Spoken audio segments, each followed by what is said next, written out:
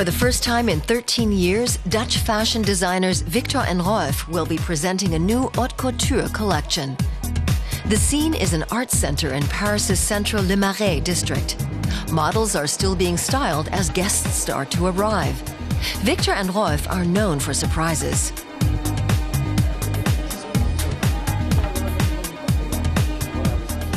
We're all very excited. I have no idea what they're going to do, but I have a hunch it'll be along conceptual lines. Influential British fashion critic Susie Menkes wouldn't miss this one. The opening is more drama than fashion. The two designers sit on the stage in a lotus position for several minutes.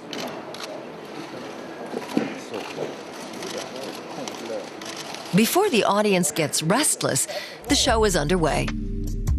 But it's still more of a performance, with the designers in the middle of it. The inspiration was, as you have seen, a Japanese Zen garden, because we find it the most beautiful symbol of mindfulness and serenity.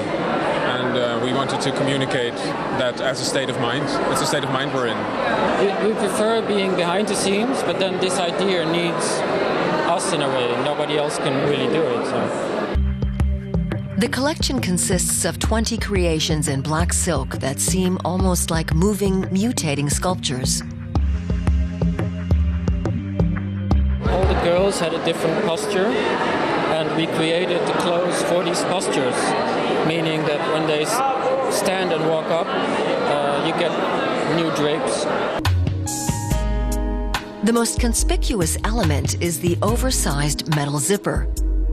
These creations certainly are creative.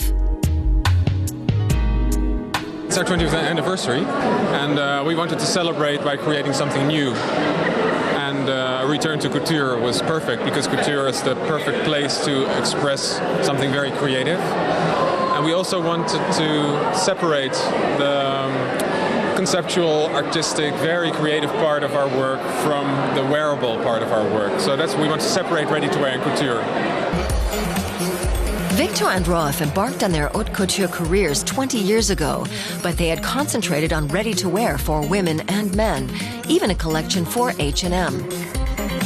Their ready-to-wear or prêt-a-porter designs often came across like high-fashion creations. The term haute couture can only be applied to legally defined standards, but still leaves room for clothes like Versace's and Dior's. They have to be hand-sewn and custom-fitted. One dress might run 15,000 or more euros. There are only a few hundred buyers for them in the world, but haute couture has its own appeal for designers. Haute couture inspires you to dream, but for most designers it remains a dream. It's reserved for just a few, so it's quite elitist. But it's good for your image. And a label can sell bags or perfumes much better with an image like that. People feel just a bit closer to those dreams with these accessories. And it's easier for them to afford a bottle of perfume. Viktor and Rolf's audience has just seen one of the more unusual shows of the Paris haute couture season. The production was quite distinctive. It was almost hard to follow.